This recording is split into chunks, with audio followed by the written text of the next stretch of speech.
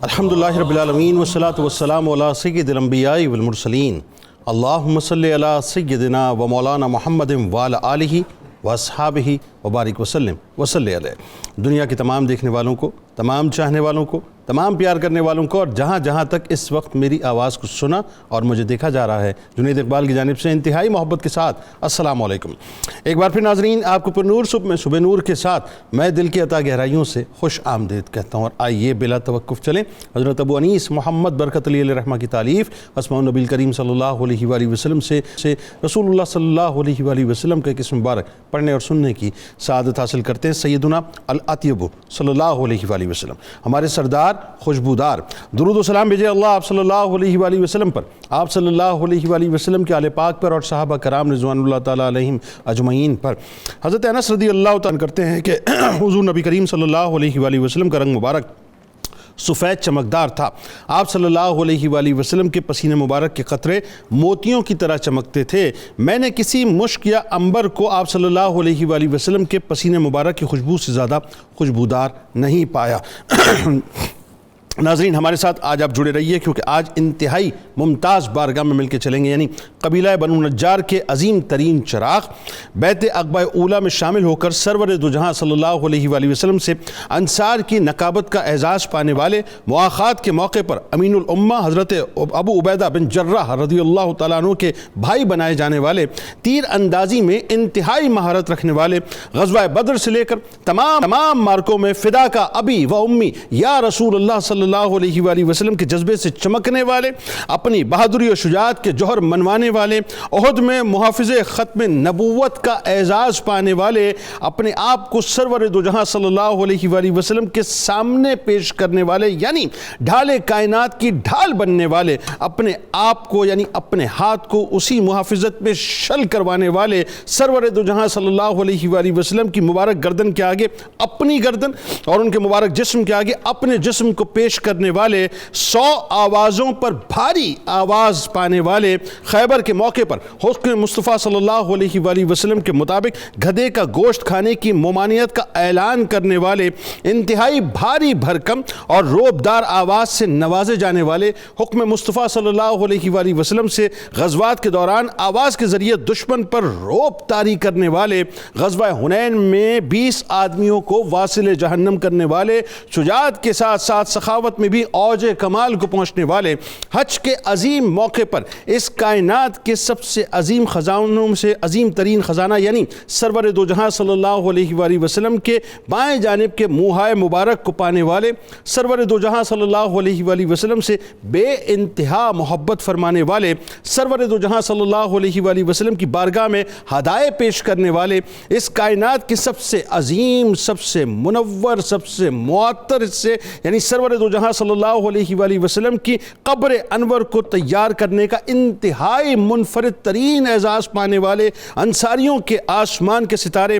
سرور دو جہاں کے پیارے حضرت ابو طلحہ انصاری رضی اللہ تعالیٰ عنہ، وہ شاندار اور بے مثال صحابی رسول صلی اللہ علیہ وآلہ وسلم ہیں جن کی شجاعت بھی دیدنی ناظرین اور جن کی سخاوت بھی دیدنی ہے، جن کی پوری حیات طیبہ عشق رسول صلی اللہ علیہ وآلہ وسلم کی حسین ترین داستان سے مرقع و مرصع ہے، جن کا کردار دین اسلام کے لیے لازوال ہے، جن کی سخاوت بے مثل بھی ہے، بے مثال بھی ہے، جو اس درجے یعنی اس درجے نرم دل کے مالک تھے کہ اپنا اور اپنے گھر والوں کے منہ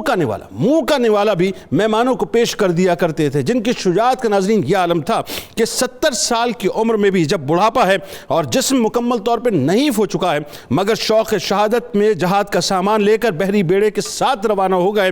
بحری سفر تھا، زمین کہیں نظر نہیں آتی تھی، ہوا کے جھونکے جہاز کو غیر معلوم سمت کی طرف لے کے جاتے تھے، بس پیغام اجل کو اسی دوران لبیک کہا اس مجاہد فی سبیل اللہ کی لاش ناظرین غربت کی حالت میں جہاز کے تختے پر بے گور و کفن پڑی رہی، یہاں تک کہ 7 روز گزر گئے، جہاز خشکی کو پہنچا۔ اس وقت لوگوں نے لاش کو یعنی اس مبارک لاش کو ایک جزیرے میں اتر کر دفن کیا، لاش اسی طرح سے صحیح و سالم تھی، یعنی محمد کے غلاموں کا کفن میلا نہیں ہوتا، یہ بنیادی بنیادی طور پہ آپ نے 7 روز میں لوگوں کو یعنی دنیا کو رہتی دنیا تک بتلا دیا، جن کی سخاوت کا یہ عالم تھا ناظرین کہ ان کے پاس کھجوروں اور انگوروں کا ایک باغ تھا جو اپنے درختوں کی کثرت، پھلوں کی عمدگی اور پانی کی شیرنی کے لحاظ سے مدینہ پاک کے تمام باغوں میں بہت اچھا تھا۔ یوں کہیے کہ مدینہ پاک کا ٹاپ آف دا لائن باغ تھا۔ محبت رسول اور انفاق فی سبیل اللہ اور دنیا کی محبت کو دل سے نکالنے کے ضمن میں حضور نبی کریم صلی اللہ علیہ وآلہ وسلم کی خدمت میں حاضر ہو کر وہ باغ بھی راہ خدا میں وقف کر دیا اور بارگاہ رسول صلی اللہ علیہ وآلہ وسلم میں عرض کیا کہ اللہ کے رسول صلی اللہ علیہ وآلہ وسلم آپ گواہ رہیں، میں اس باغ کو اللہ کی راہ میں صدقہ کر رہا ہوں، آپ اس کو جس مصرف میں چاہیں اس مصرف میں استعمال کر لیجئے۔ فضل و کمال میں ناظرین حضرت ابو طلحہ رضی اللہ تعالیٰ عنہ کو خاص رتبہ حاصل تھا۔ علامہ حافظ فرماتے ہیں کہ حضرت ابو طلحہ رضی اللہ تعالیٰ عنہ کے فضل و کمال کی طرف یعنی اس طرح سے وہ اشارہ فرماتے ہیں کہ وہ فضلائے صحابہ میں سے تھے۔ آپ رضی اللہ تعالیٰ عنہ کا ایک خاص وصف اخلاص تھا، وہ شہرت پسندی، ریاکاری اور نمود و نمائش سے مکمل طور پہ دور رہا کرتے تھے۔ آج ناظرین انہی کی بارگاہ میں مل کے چلیں گے۔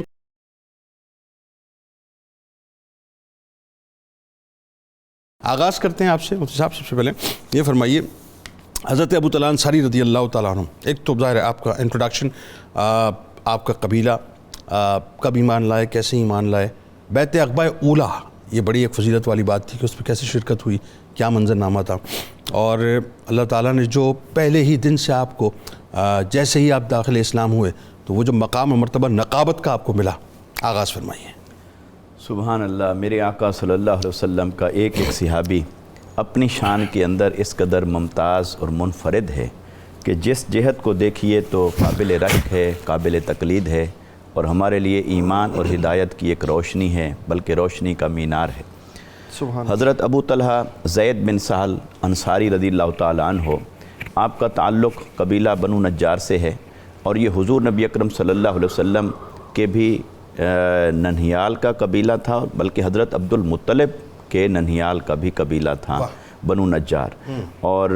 بنو نجار کی بچیوں نے جو آقا علیہ السلام کا ہجرت کے وقت استقبال کیا والہانہ محبت کے ساتھ، وہ آج تک تاریخ میں رقم ہے، بلکہ محبت اور استقبال کی مثال ہی وہیں سے لی جاتی ہے۔ انہی قبیلے کے یہ رئیس تھے حضرت ابو طلحہ انصاری۔ ان کا اصل نام زید بن سہل بن اسود بن حرام انصاری ہے رضی اللہ تعالیٰ عنہ، اور آپ کا جو سلسلہ نسب ہے اگر وہ حصول برکت اور یاد دہانی کے لیے اسے دیکھا اور پڑھا جائے تو زید بن سہل بن اسود بن حرام بن عمر بن زید بن عدی بن مالک بن النجار،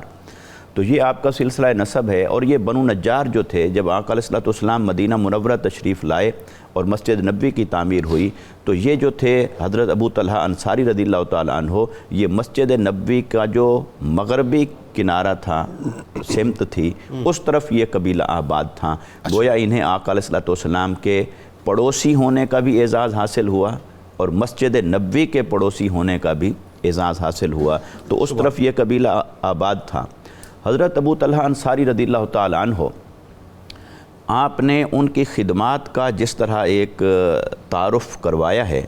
تو یقیناً وہ خدمات ان کی اتنی بے مثال ہیں، جس جہت سے دیکھیں، غزوات میں شرکت دیکھیں، مال کی قربانی دیکھیں، پھر جان کی قربانی دیکھیں، جان نثاری، آقا علیہ السلام کی ذات کے ساتھ وفاداری اور والہانہ پن، اور آقا علیہ السلام کس قدر ان پر اعتماد فرمایا کرتے تھے اور کن کن مواقع پر ان کو یاد فرمایا، وہ ساری مثالیں اس بات کی دلیل ہیں کہ آقا علیہ السلام کی ذات کے ساتھ ان کا جو تعلق تھا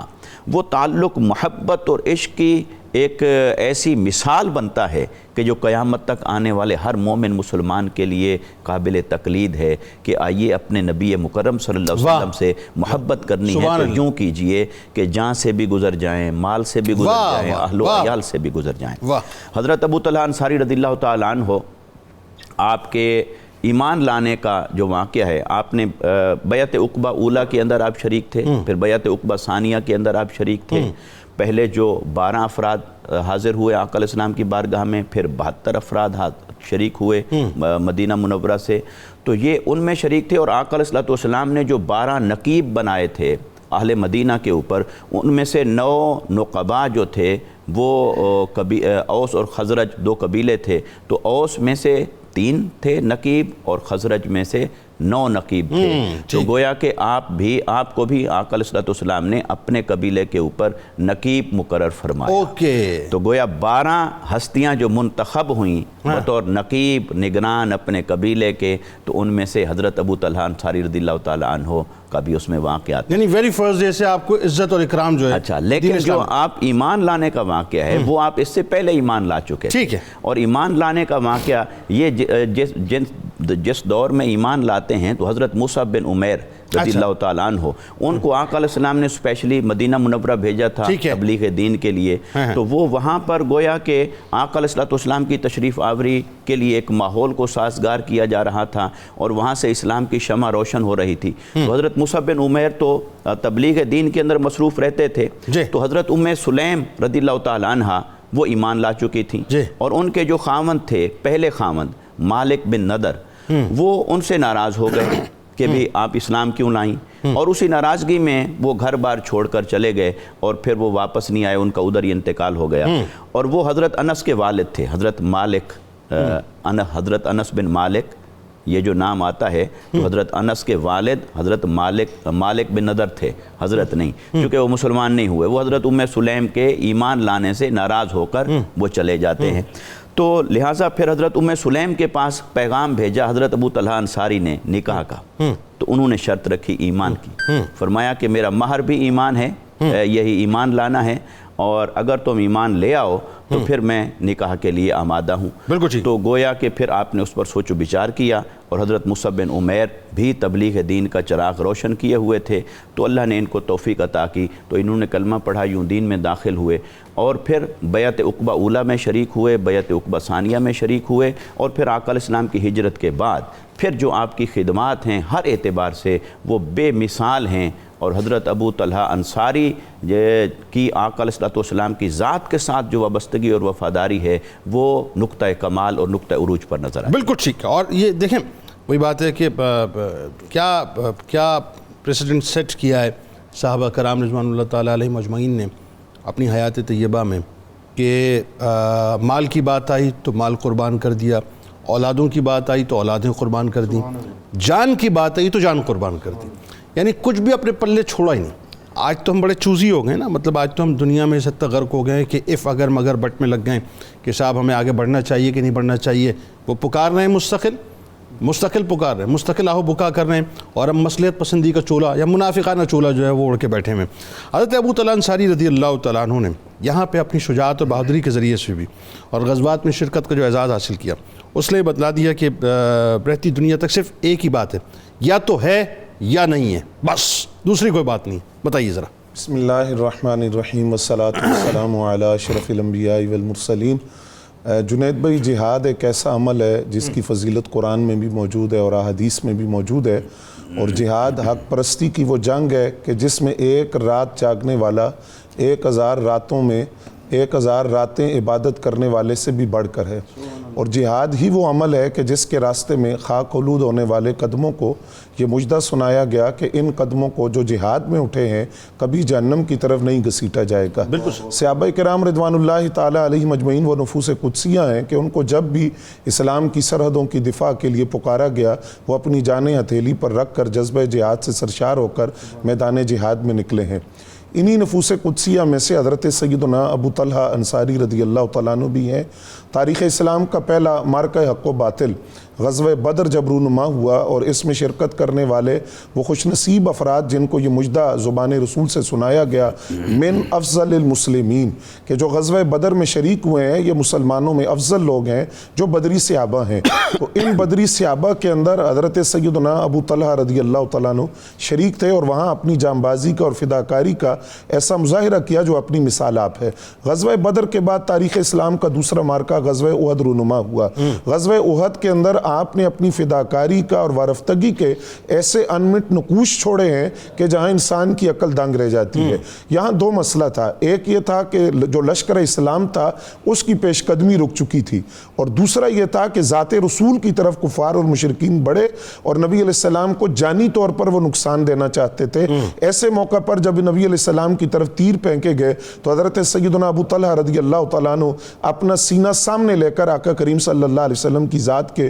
سامنے کھڑے ہوئے نبی علیہ السلام کا دفاع کرتے تھے اور یہ اعلان کیا کہ جو تیر ذات رسول کی طرف بڑھے گا اس کے لیے پہلے ابو طلحہ کا سینہ ہوگا اور پہلے سینہ حاضر ہوگا حضرت سیدنا ابو طلحہ کا. اور اسی موقع پر آپ یہ فرما رہے تھے نفسی لنفسک الفدا وجہی لوجہک الوقا، میری جان آپ کی جان پہ قربان ہے اور آپ کے چہرے کے لیے میرا چہرہ ڈھال اور سپر ہے. آپ آقا کریم صلی اللہ علیہ وسلم کی ذات کے سامنے کھڑے ہو کر دفاع کر رہے تھے. تیر اندازی کے آپ بڑے ماہر تھے، تو تیر ایک تو آپ ان تیروں کو روکتے تھے اور دوسرا یہ کہ بڑی مہارت کے ساتھ آپ تیر اس طرح پھینکتے تھے کہ وہ دشمنان رسول اور دشمنان اسلام کے سینوں میں جا کر پیوست ہو جاتا تھا. اس موقع پر امام بخاری نے ایک بڑا خوبصورت منظر بیان کیا. کہتے ہیں کہ حضرت ابو طلحہ جس وقت کفار کا سامنے نبی علیہ السلام کا دفاع کر رہے تھے تو آقا کریم اپنے سر انور کو اٹھاتے تھے کفار کو دیکھنے کے لیے کہ ان کی کیا کیفیت ہے. تو ایک طرف دفاع بھی کر رہے ہیں اور پھر نبی علیہ السلام کی طرف متوجہ ہو کر عرض کرتے ہیں یا رسول اللہ صلی اللہ علیہ وسلم آپ اپنا سر انور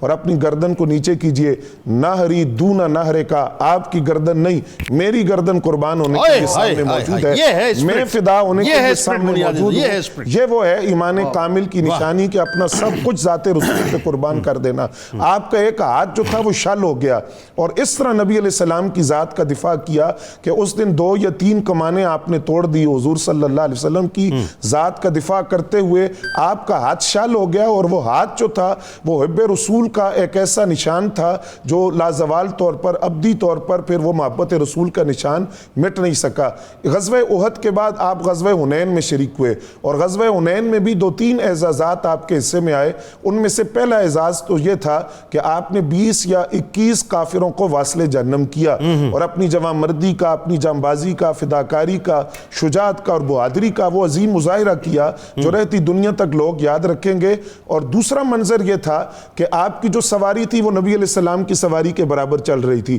یہ جو منظر ہے بحیثیت ایک طالب علم میں یہ بات سمجھاؤں کہ یہاں بھی وہ نبی علیہ السلام کی ذات کا بطور خاص دفاع کا فریضہ سر انجام دے کہ سواری حضور کی سواری کے ساتھ چل رہی ہے. اور تیسرا منظر یہ تھا کہ اسی غزوہ خیبر کے اندر آقا کریم صلی اللہ علیہ وآلہ وسلم نے کچھ احکام بیان فرمائے تھے. ان میں سے ایک جو حکم تھا گدھے کی گوشت کے حرام ہونے کا حکم، اس کے لیے جس منادی کو منتخب کیا گیا اور نگاہ رسول نے جس کو منتخب کر کے یہ حکم دیا کہ یہ حکم تو میرا ہے اور وہ اختیارات جو اللہ نے اپنے حبیب کو عطا فرمائے کہ آپ شارع ہیں، مقنن ہیں، قانون بناتے ہیں، شریعت آپ کی زبان اطہر کی طرف دیکھتی ہے، اس بنیاد پر آپ نے یہ اعلان کیا کہ گدھے کا گوشت حرام ہے. اور اس اعلان کو حکم کو بیان کرنے کے لیے جس منادی کو منتخب کیا وہ حضرت ابو طلحہ انصاری رضی اللہ تعالیٰ عنہ تھے. یہ سارے اعزازات، یہ سارے تمغے ہیں جو حضرت ابو طلحہ رضی اللہ تعالیٰ عنہ کے سینے پر سجے ہوئے. سبحان اللہ.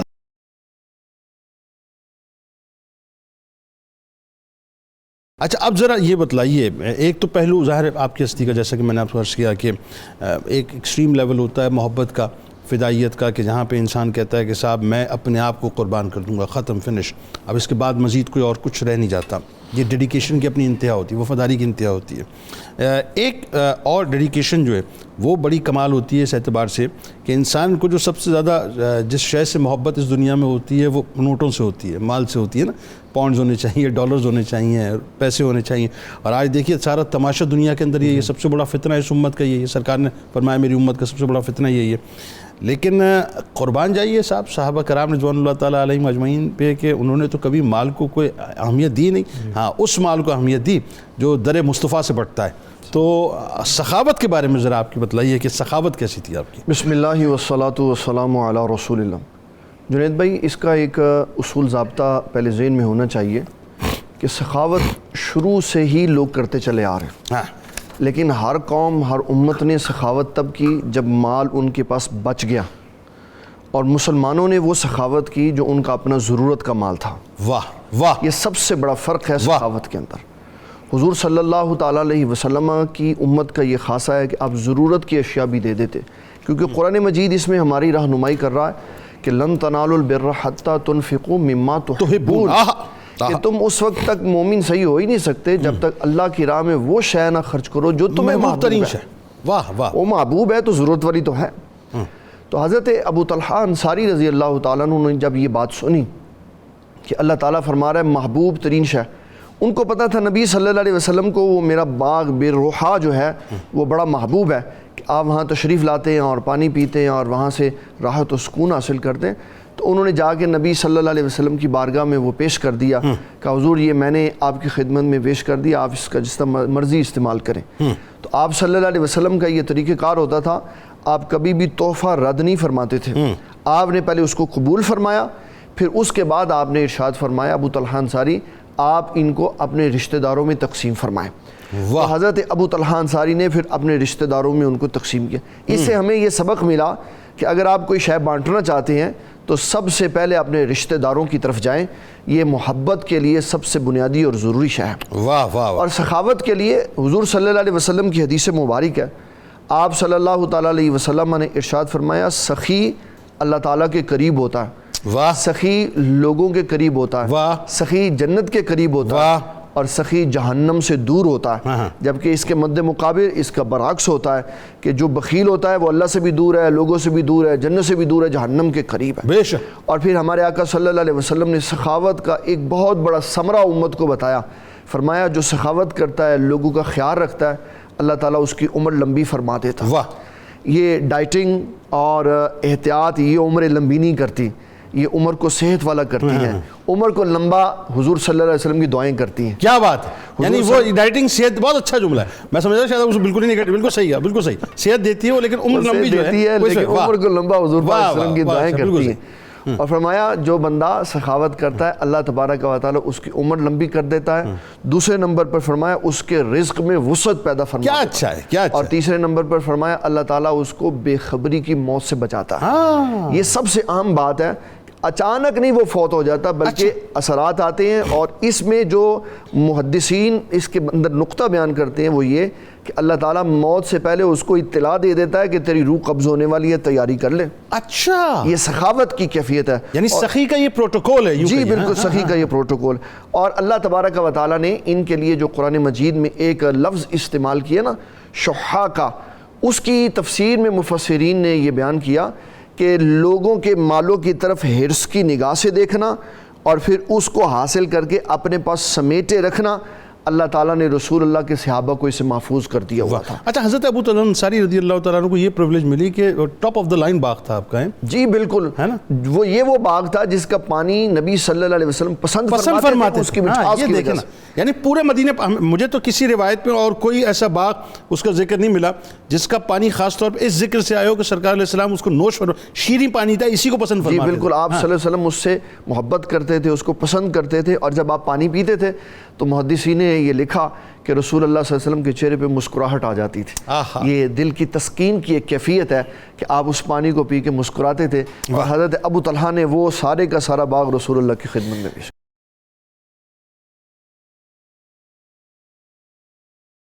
اب ذرا یہ بتلائیے صاحب، اب سرور دو جہاں صلی اللہ علیہ وآلہ وسلم کی ظاہر ہے کیا شان اور کیا مقام، آپ لوگوں کی نفسیات کو سمجھتے تھے اور ایسا سمجھتے تھے کہ آپ نے رہتی دنیا تک بتانے کہ جو مطلب اگر بڑے بڑے آپ سائیکیٹرسٹ کی مطلب پاس چلے جائیے، لیکن سرکار علیہ السلام نے جو سائیکولوجیکلی ڈیل کیا ہے صحابہ کو، وہ کیا کمال کیا ہے کہ جس نے جس طرح سے قربانی دی سرکار علیہ السلام نے بڑھ کے جو ہے اس کو اتنا ہی مقام و مرتبہ دیا، نہ صرف ان کو، ان کی اولادوں کو دیا۔ اب دیکھیں نا، آپ کی اولادوں کا ذکر آتا ہے تو کیا پیار آپ کا بتلائیے ان کے ساتھ۔ پھر ایک واقعہ جو کہ آپ حضرت ابو طلحہ انصاری رضی اللہ تعالیٰ عنہ کے بیٹے کے وصال کا ہے، اس میں حضرت ام سلیم رضی اللہ تعالیٰ عنہ کا کردار، آپ کا صبر دونوں کا، ان کے بارے میں بتائیے، پھر آپ کی اولادوں کے بارے میں بھی مزید بتلائیے کہ ان کا کیا کردار رہا۔ جنید بھائی، حضرت ابو طلحہ رضی اللہ تعالیٰ عنہ اور حضرت ام سلیم رضی اللہ تعالیٰ عنہ، یہ انصار کا وہ مثالی جوڑا ہے کہ دونوں کے حوالہ سے تاریخ اسلام کے اندر محبت رسول کے اور عشق رسول کے لازوال واقعات موجود ہیں۔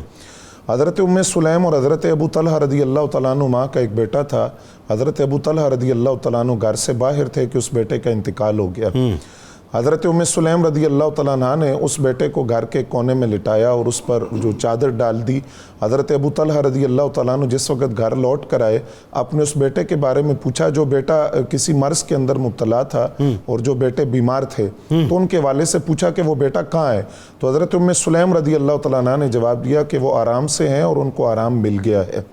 یہ حکمت برا ایک ایسا جواب تھا جو حقیقت کے برعکس بھی نہیں تھا اور اس کے اندر رنج اور غم کی کیفیت کے اندر اس دکھ کو چھپانے کی ایک صورت بھی تھی. انتقال ہو چکا ہے, انتقال ہو چکا, آرام مل گیا ہے. اور یہ بالکل حقیقت کے مطابق جملہ تھا, کیونکہ وہ ایک تو معصوم بچہ تھا اور دوسرا ایک بیمار بھی تھے, تو وہ تکلیف سے آرام مل گیا. حضرت ابو طلحہ رضی اللہ تعالیٰ عنہ نے کھانا کھایا. کھانا کھانے کے بعد رات انہوں نے اپنی زوجہ کے پاس گزاری, اور صبح جب ہوئی تو وہ گھر سے جانے لگے, تو تب حضرت ام سلیم رضی اللہ تعالیٰ عنہ نے ان سے فرمایا, یہ بتائیں اگر آپ کا کوئی پڑوسی آپ سے عاریتاً, آپ اپنے کسی پڑوسی سے عاریتاً کوئی چیز لیتے ہیں اور اس کو واپسی کا وقت آتا ہے اور وہ آپ سے واپسی کا مطالبہ کرتے ہیں, تو آپ کیا کریں گے؟ اس پر آپ روئیں گے, کیا کریں گے؟ تو فرمایا نہیں, جب چیز اس کی ہے تو میں اس کو خاموشی سے واپس کر دوں گا. تو فرمایا وہ ایک امانت تھی اللہ کی ہمارے پاس, ہمارا بیٹا, وہ اللہ تعالیٰ نے واپس لے لیا ہے. یہ خانگی اور عائلی زندگی کے والے سے اتنا خوبصورت واقعہ ہے ہماری بہنوں اور بیٹیوں کے لیے کہ خانگی اور عائلی زندگی کے اندر ان کا کردار کیا ہونا چاہیے. جیسا ابھی سعیدی صاحب نے حضرت خدیجہ الکبریٰ کی گفتگو کی طرف اشارہ فرمایا نزول وحی کے موقع پر, تو یہ بڑا خوبصورت واقعہ اور بڑا پیغام اور درس ہے بہنوں اور بیٹیوں کے لیے کہ کیسا صبر کا مظاہرہ کیا اور کیسا حکمت اور دنائی اور فراست والا جواب یعنی دیا. یہ اتنے بڑے ٹراما سے گزرتے ہوئے جو ہے نا, کیا کتنا تدبر سے کام لینا ہے اور کس طرح اس اطلاع کو اپنے شوہر تک پہنچانا ہے, یہ بڑی عام ترین بات ہے. اچھا, آقا کریم صلی اللہ علیہ وآلہ وسلم کو اس کی خبر ہوئی تو نبی علیہ السلام نے یہ جنازہ پڑھایا, اور جنازہ پڑھانے کے بعد جب وہ سارا واقعہ بیان کیا گیا کہ رات کس کیفیت میں گزری, کس قدر صبر کیا گیا, تو اس میں نبی علیہ السلام نے فرمایا اللہ تمہاری اس رات کے اندر تمہیں برکت عطا فرمائے. حضرت ام سلیم اور حضرت ابو طلحہ رضی اللہ تعالیٰ عنہ کے یہ جو بیٹے تھے جن کا انتقال ہوا, ان کو ابو عمیر کہا جاتا تھا. یہ بڑے وجیح اور خوبصورت ہے اور نبی علیہ السلام ان سے بڑی محبت فرماتے تھے. اور آقا کریم صلی اللہ علیہ وسلم کی محبت کا ایک منظر جس میں نبی علیہ السلام کی خوشطبی اور مذاق جو آپ کی ذات میں پایا جاتا تھا, اس کی ایک جھلک بھی نظر آتی ہے کہ یہ جو ابو عمیر جن کا انتقال ہوا تھا, انہوں نے ایک چڑیا رکھی ہوئی تھی اور اس چڑیا سے یہ بڑی محبت کرتے تھے. اور جب یہ نبی علیہ السلام کی خدمت میں حاضر ہوتے تو حضور ان کی دلجوئی کے لیے فرماتے, جس طرح بعض روایات میں ہے کہ وہ چڑیا جو تھی وہ مر گئی تھی, تو آپ مذاق کے لیے, خوشطبی کے لیے, دلجوئی کے لیے فرماتے یا ابا عمیر ما فعل النغیر, اے ابو عمیر وہ تیری چڑیا کا کیا بنا, وہ تیری چڑیا کا کیا ہوا, تو وہ ان کی دلجوئی ہو جاتی, خوش ہو جاتے. تو یہ وہ بچے تھے جن کا انتقال ہوا تھا. اب نبی علیہ السلام کی دعا بھی تھی کہ اللہ تعالیٰ آپ کو برکت عطا فرمائے, جو صبر آپ نے کیا ہے. اعلیٰ حضرت فرماتے ہیں اجابت کا صحرا, عنایت کا جوڑا, دلہن بن کے نکلی دعائے محمد, اجابت نے جھک کر گلے سے لگایا, بڑھی ناز سے جب دعائے محمد. تو یہ آقا کریم کی دعا تھی. اللہ تعالیٰ نے کیسی برکت دی کہ ان کے ایک صاحبزادے حضرت عبداللہ بن ابی طلحہ جو حضرت ابو طلحہ کے صاحبزادے تھے, ان کی پیدائش ہوئی. اور جب پیدائش ہوئی تو پھر اس جوڑے کی محبت دیکھیے, انہوں نے یہ طے کیا کہ بچے کو دودھ تب تک نہیں پلانا جب تک نبی علیہ السلام کی خدمت میں حاضر نہ کر دیا جائے. حضرت عبداللہ بن ابی طلحہ کو نبی علیہ السلام کی خدمت میں لایا گیا. آپ کے پاس ایک چھوارا تھا, آپ نے اس کو چبا کر گٹی دی بچے کو. اچھا جنید بھائی, یہ بھی بڑا خوبصورت منظر ہے کہ وہ ابھی بالکل نومولود ہیں, تو وہ گٹی جب نبی علیہ السلام نے ان کے منہ میں ڈالی تو حدیث کے لفظ ہیں کہ وہ اپنے مسوڑوں میں اس کو دبا رہے تھے اس گٹی کو. تو نبی علیہ السلام بڑے خوش ہوئے اور آپ نے فرمایا انصار چھواروں سے فطرتی محبت کرتے ہیں, اس بچے کو دیکھ کر فرمایا. اس کے بعد نبی علیہ السلام نے عبداللہ نام بھی ان کا خود رکھا, اور وہ جو دعا تھی نبی علیہ السلام کی برکت کی, اس کا اثر یہ ہوا کہ حضرت ابو طلحہ کی اولاد میں آگے 9 بیٹے ایسے تھے جو قرآن کے عالم اور حافظ بنے. ان میں سے ایک کا نام اسحاق تھا, ایک حضرت اسماعیل تھے, ایک حضرت یعقوب تھے, حضرت عمیر, حضرت عمر, حضرت عبداللہ, حضرت محمد, حضرت زید, حضرت قاسم. یہ آپ کی اولاد میں سے 9 بیٹے جو قرآن کے عالم اور حافظ بنے. اور جو حضرت عبداللہ بن ابی طلحہ تھے, ان کی اولاد کا سلسلہ بھی جس طرح آگے چلتا ہے تو ان کے 2 بیٹے اسحاق اور عبداللہ تھے. اسی طرح اسحاق کے ایک بیٹے تھے یحییٰ. اور یہ ساری وہ شخصیات ہیں کہ جو اپنے زمانے میں فن حدیث کے امام سمجھے جاتے تھے, اور حدیث کے حوالے سے ان کی طرف رجوع کیا جاتا تھا اور ان سے حدیث کو روایت کیا جاتا تھا. تو یہ وہ نبی علیہ السلام کی دعا تھی جس کی برکت کا اثر دیکھا. اور یہ جو واقعات ہیں تاریخ اسلام کے, حضرت ابو طلحہ اور حضرت ام سلیم, اور یہ حضرت ام سلیم وہی ہیں,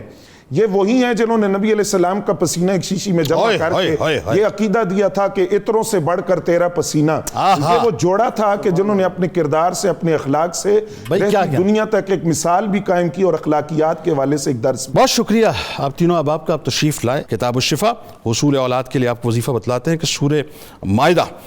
کی آیت نمبر 17 روزانہ 300 مرتبہ پڑھ کر کسی میٹھی چیز پر دم کر کے زوجین مل کر کھائیں. اس عمل کو 41 دن تک بلا ناغہ مکمل کریں، انشاءاللہ جلد خوشخبری نصیب ہوگی. صدقے دل سے یعنی جو بنیادی طور پہ جو وظائف ہیں اس کو صدقے دل سے کریں، یہ انشاءاللہ آپ کو فائدہ دے گا. حضور غوث الاعظم صغیر حضرت شیخ عبدالقادر جیلانی رضی اللہ تعالیٰ عنہ کا قول مبارک ہے کہ اپنا سب کچھ اللہ کے حوالے کر دو، اللہ تعالیٰ سب کو آپ کی خدمت پر معمور فرمائے گا. ابو طلحہ انصاری آقا کے پیارے،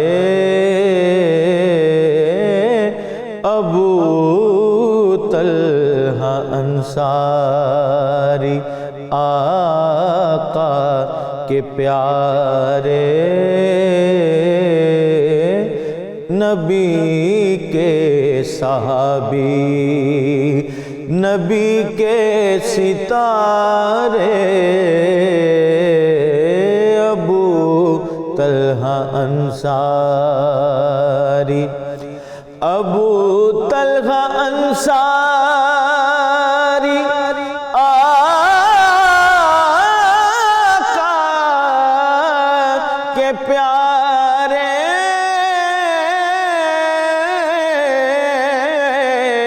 ابو طلحہ انصاری آقا کے پیارے، نبی کے صحابی، نبی کے ستارے، نبی کے صحابی، مجاہد تھے دین کے،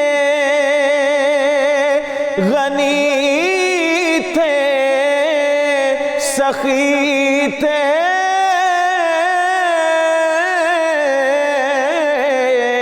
مجاہد تھے دین کے، غنی تھے، سخی تھے، غلام نبی تھے، وہ آقا ہمارے، نبی کے صحابی، احادیث شاہ جہاں کے وہ راوی،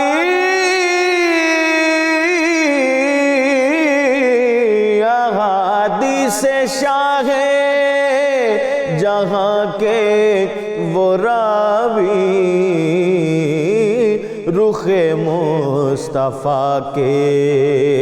تھے کرتے نظارے، ابو طلحہ انصاری، شہادت کی رکھتے طلب تھے، وہ ساجد،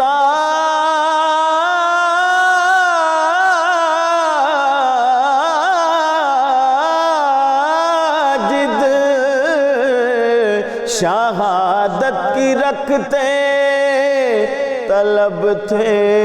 وہ ساجد، لگاتے تھے تکبیر کے ہی وہ نعرے، ابو طلحہ انصاری آقا کے پیارے،